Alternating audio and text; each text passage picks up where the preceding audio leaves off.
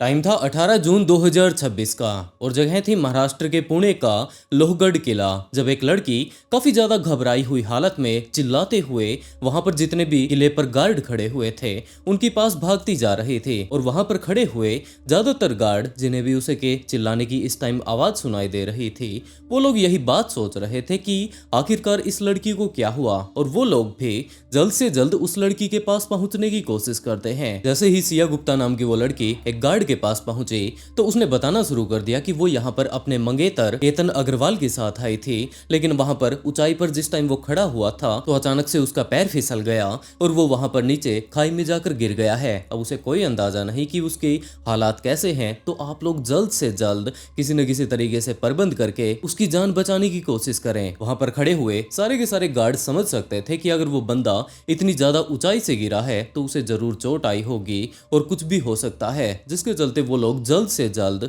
वहां पर जितने और गार्ड खड़े हुए थे उन्हें इन्फॉर्म कर देते हैं और उसे ढूंढना शुरू करते हैं। अगले काफी देर तक केतन को ढूंढा जाता है लेकिन उसके बारे में कुछ भी पता नहीं चलता। उन गार्ड ने इस टाइम तक पुलिस के पास भी कॉल कर दिया था और काफी सारे पुलिस ऑफिसर इस केस को संभालने के लिए, केतन का रेस्क्यू करने के लिए इस टाइम यहाँ पर आ चुके थे। सिया इस टाइम इतनी ज्यादा घबरा चुकी थी कि उसने अपने घर पर कॉल कर दिया, अपने ससुराल में कॉल कर दिया और सारी की सारी बातें वो डिटेल से बताने लगती है कि वो बड़े ही अच्छे से इस टाइम यहाँ पर इस किले पर घूम रहे थे, लेकिन तभी केतन का पैर फिसल जाता है और वो नीचे गहरी खाई में जाकर गिर चुका है। इस टाइम वो काफी ज्यादा घबराई हुई है, वो कुछ भी समझ नहीं पा रही कि अब वो करे तो क्या करे, और जैसे तैसे कर उसके घर वालों ने उसे समझाना शुरू किया और वो दोनों के दोनों परिवार जल्द से जल्द उस जगह पर जा पहुंचते हैं। उन्होंने जाकर सबसे पहले तो सिया को संभाला, दूसरी तरफ अभी भी केतन को ढूंढने का रेस्क्यू चल ही रहा था कि आखिरकार वो इतनी ऊपर से अगर नीचे गिरा है तो क्या उसे सिर्फ चोटें आई है या फिर अपनी वो जान गंवा चुका है। लेकिन अगले काफी देर तक यूं ही ढूंढ लेने के बाद उसके बारे में कुछ भी पता नहीं चलता। पुलिस ऑफिसर्स पूरा का पूरा दिन उसे ढूंढते रहते हैं। इसी तरीके से टाइम बीतते बीतते अब अगला दिन आ चुका था और अभी भी पुलिस का रेस्क्यू यूं ही चल रहा था और इसी टाइम पुलिस को ये बात पता चलती है कि यहाँ पर नीचे खाई में एक बॉडी पड़ी हुई है और पुलिस ने जाकर जब उस बॉडी को अच्छे से चेक करने की कोशिश की तो यही बात पता चलती है कि ये कोई और नहीं जबकि केतन ही है। उसकी बॉडी को अभी तक पुलिस के द्वारा अपने कब्जे में ले लिया जाता है और उसका पोस्टमार्टम करवाने के लिए भेज दिया गया था। अब दोनों ही परिवारों को ये बात पता चल चुकी थी कि केतन अपनी जान गंवा चुका है। पूरा का पूरा परिवार काफी ज्यादा गहरे सदमे में था। दोनों ही परिवार इस बात को काफी अच्छे से समझ सकते थे कि इन दोनों की शादी बहुत जल्द होने वाली है और इस टाइम इस लड़की के ऊपर कितना बड़ा पहाड़ टूट चुका है और इन्हीं बातों को लेकर इस टाइम वो सिया को संभालने की कोशिश कर रहे थे। 20 तारीख तक उसकी पोस्टमार्टम रिपोर्ट भी आ चुकी थी और उससे यही बात पता चलती है कि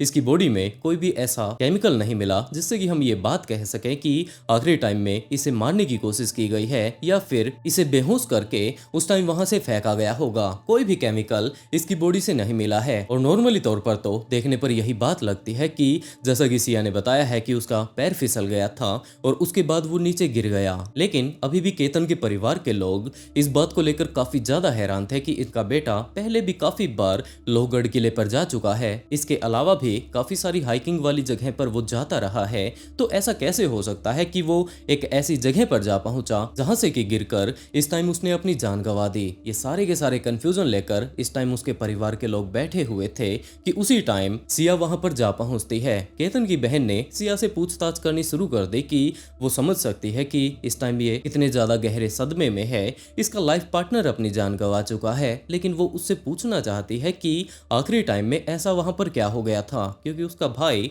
पहले काफी बार वहां पर जा चुका था, काफी सारी और भी हाइकिंग पर वो अक्सर जाता रहा करता था, तो अचानक से ये सारी की सारी चीजें कैसे बीत गई। और उसके बाद सिया अपनी पूरी ही कहानी केतन की बहन को बताने लगती है। उसने ये बात बताई कि वो उसे सिर्फ और सिर्फ एक पानी की बोतल दे रहा था, अचानक से पता नहीं उसका बैलेंस ऐसे कैसे बिगड़ गया, एकदम से उसका बैलेंस बिगड़ गया और वो खाई की तरफ जाकर गिर जाता है। इस टाइम केतन की बहन को वो सारा का सारा मामला बताते हुए काफी सारा हड़बड़ाहट में थी, काफी सारी चीजों को वो अलग अलग तरीके से बता रही थी, जिसके चलते केतन की बहन इस टाइम कंफ्यूज होने लगती है कि इस लड़की के साथ उसका भाई गया हुआ था, उसने अपनी जान गंवा दी और आखिरी टाइम में वहां पर जो कुछ भी हुआ है उसे ये बदल बदल कर कैसे बता रही है। और इन्हीं सारी चीजों का कंफ्यूजन लेकर केतन की बहन केतन के पिता के पास चली जाती है और उन्हें जाकर वो सारी की सारी बातें बताने लगती है और और इसी टाइम केतन के पिता का भी यही कहना था कि मुझे पहले से ही इस लड़की के ऊपर शक था, क्योंकि पिछली बार जब ये 14 तारीख को वहां पर घूमने के लिए गए थे तो उस टाइम भी केतन ने वापस घर पर आने के बाद ये बात बताई थी कि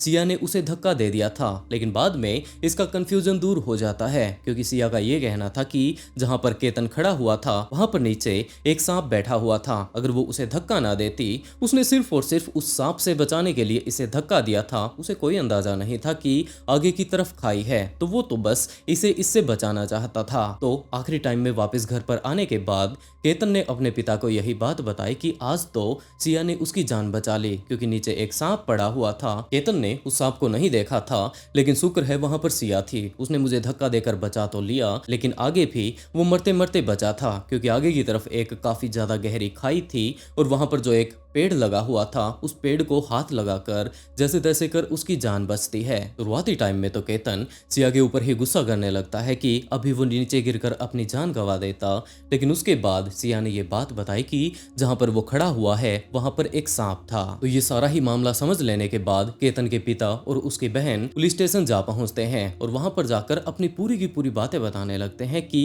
कुछ इस तरीके से आप लोगों को इस केस को और अच्छे से इन्वेस्टिगेट करना चाहिए, क्योंकि इस टाइम उनके बेटे ने अपनी जान गंवा दी है, लेकिन उसकी होने वाली मंगेतर कुछ ऐसा ऐसा बोल रही है। और उसके बाद तो पुलिस ने इस केस को और ज्यादा सीरियस ले लेना शुरू कर दिया और उस पहाड़ के ऊपर जितने भी सीसीटीवी कैमरा लगे हुए थे, जिसमें भी आने जाने वाले लोग रिकॉर्ड हो रहे थे, उन्हें चेक करना शुरू किया। और ये बात पुलिस ऑफिसर्स को पता चलती है कि इस पहाड़ के ऊपर एक बंदा काफी ज्यादा तेजी से ऊपर की तरफ जा रहा था। ये चीज देखने में काफी ज्यादा अजीब थी और पुलिस का ध्यान भी उस व्यक्ति के ऊपर इस कारण जाता है क्योंकि उसने गर्मी के टाइम में एक हुडी पहन रखी थी। अपने फेस को उसने पूरे तरीके से मास्क से कवर कर रखा था और ये चीज काफी ज्यादा हैरान कर देने वाली थी कि पहाड़ के ऊपर चढ़ते टाइम पसीने आ जाते हैं, काफी ज्यादा गर्मी लगने लगती है, लेकिन ऊपर से इस बंदे ने पहले से ही हुडी पहन रखी है। तो पुलिस ऑफिसर्स सीसीटीवी कैमरास की मदद से उसका पीछा करना शुरू कर देते हैं और पुलिस को ये बात पता चलती है कि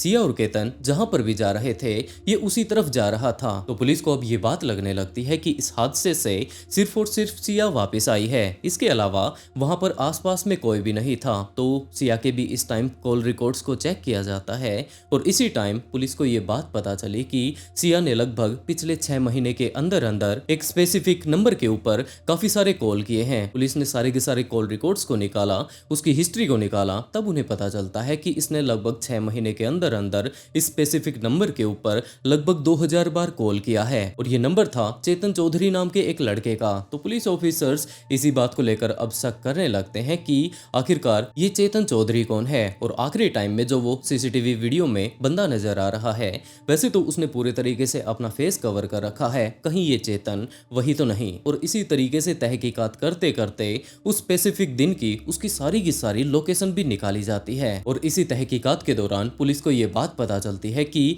इसका भी अपना बिजनेस है, लेकिन उस दिन तो ये पूरा का पूरा दिन अपने ऑफिस में ही था, इसका फोन उस ऑफिस से बाहर निकला ही नहीं। तो अब धीरे धीरे कर पुलिस का इससे शक दूर होने लगता है, लेकिन इनके अलावा कोई भी ऐसा सस्पेक्ट नजर नहीं आ रहा था जिससे कि पुलिस ऑफिसर जाकर पूछताछ कर पाए, जिसके चलते पुलिस वाले सीधा का सीधा चेतन के ऑफिस में जा पहुंचते हैं ताकि उससे कुछ तो जानकारी मिल ही जाए। और इसी टाइम केतन से जब पूछताछ की जा रही थी तो उसने तो बिल्कुल इस बात से साफ इनकार कर दिया कि जनाब मैं तो पूरा का पूरा दिन अपने ऑफिस में ही था, मुझे उस दिन काफी ज्यादा काम था जिसके चलते मैं तो ऑफिस से बाहर भी नहीं जा पाया। और पुलिस ऑफिसर्स बिल्कुल यही सारी चीजें उसके फोन के द्वारा पहले ही चेक कर चुके थे, लेकिन पुलिस वाले इसके साथ साथ इसके कर्मचारियों से भी बात कर रहे थे। इनके एम्प्लॉय से जब बात की जाती है तो एक बंदा ऐसा भी सामने आता है जिसने की ये बात बताई कि हाँ जनाब उस दिन सर हमारे ऑफिस से बाहर जरूर गए थे, लेकिन उस दिन उनका मोबाइल खराब था, लेकिन उनके पास काफी सारे कॉल आते रहते हैं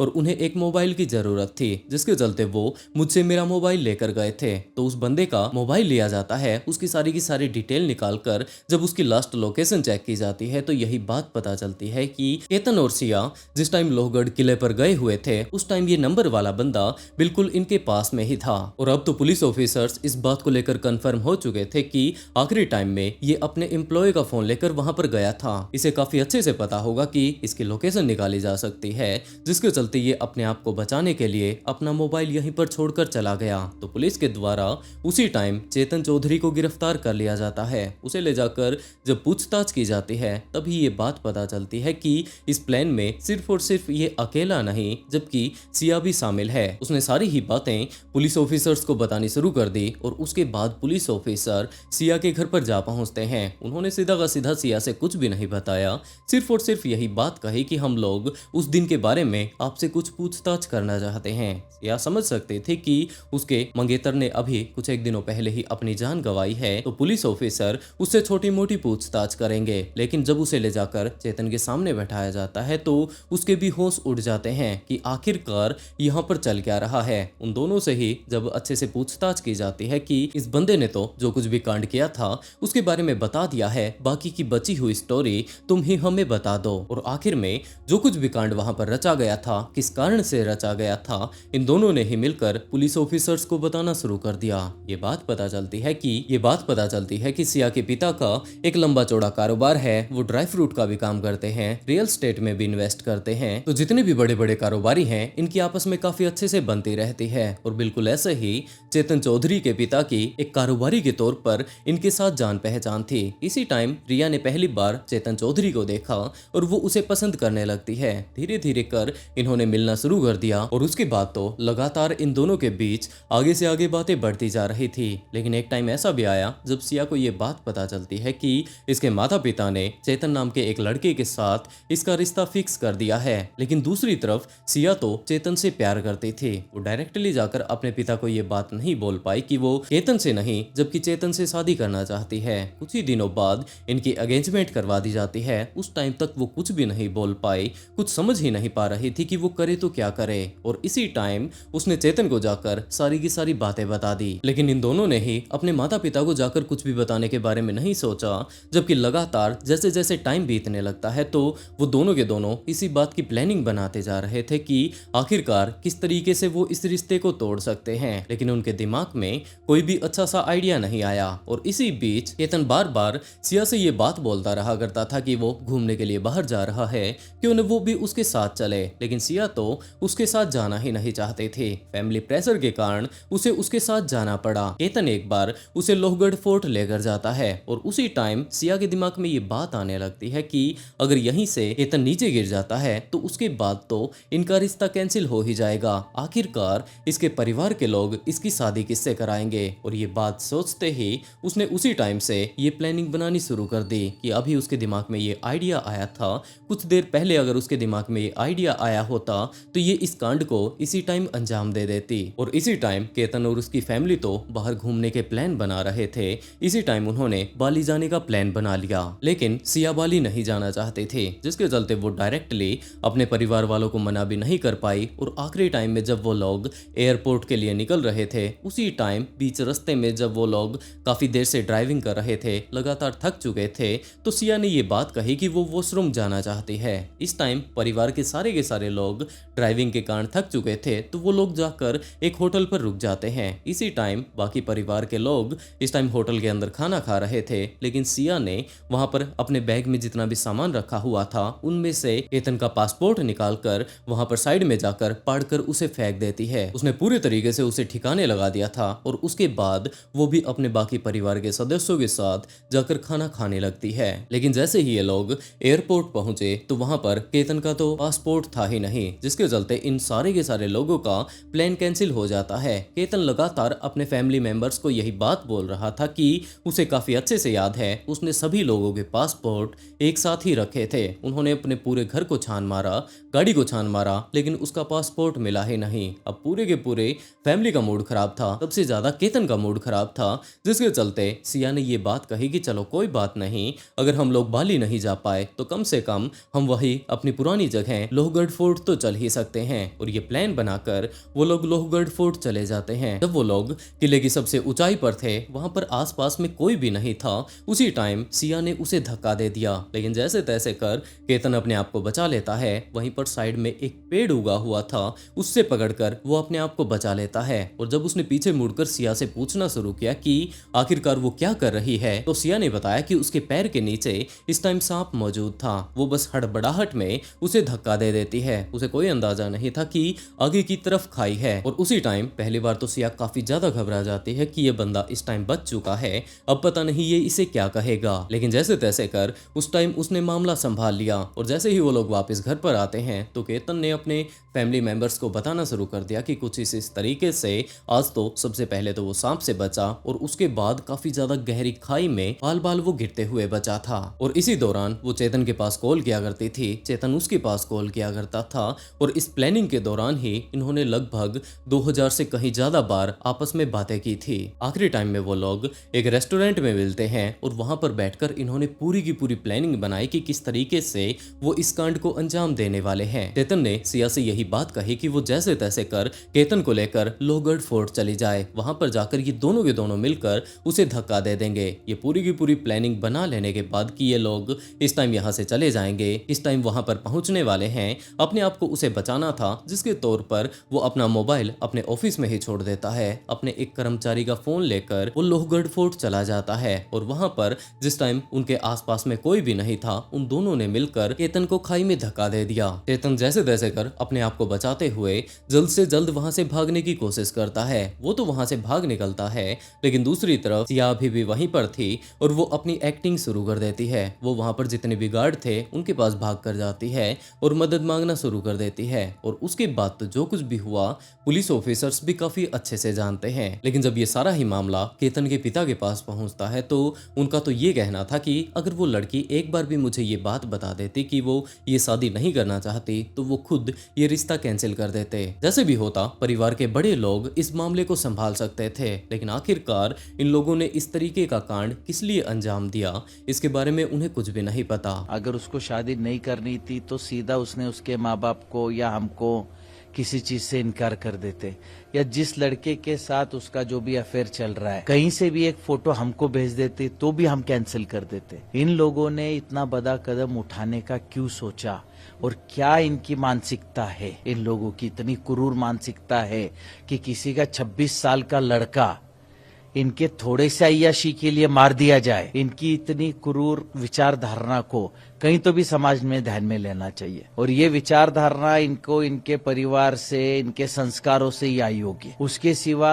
एक 20 साल के लड़की में इतना किसी का मर्डर करने तक का सोच आना और करना कहाँ तक पॉसिबल है? तो ये इनके माता पिता, परिवार जहाँ से आई होंगी, उन्होंने किसने क्या सीख दी, अब ये मैं बता नहीं पाऊंगा। और अभी भी इन दोनों के ही ऊपर केस चल रहा है। वैसे दोस्तों आप लोग इस केस के बारे में क्या कहना चाहेंगे, अपनी राय कमेंट बॉक्स में जरूर बताइएगा। और दोस्तों इस तरीके की कहानी सुनाकर मैं आप लोगों को परेशान तो नहीं करना चाहता, लेकिन सचेत जरूर करना चाहता हूँ। तो आप लोग अपना ध्यान रखिए और इसके साथ साथ अपनों का ख्याल जरूर रखें। और इसी के साथ दोस्तों आज का शाउट आउट विनय हर्षवर्धन को and write a beautiful comment to get a shout out in next video. बहुत जल्द मिलते हैं एक और नए ट्विस्टेड केस के साथ।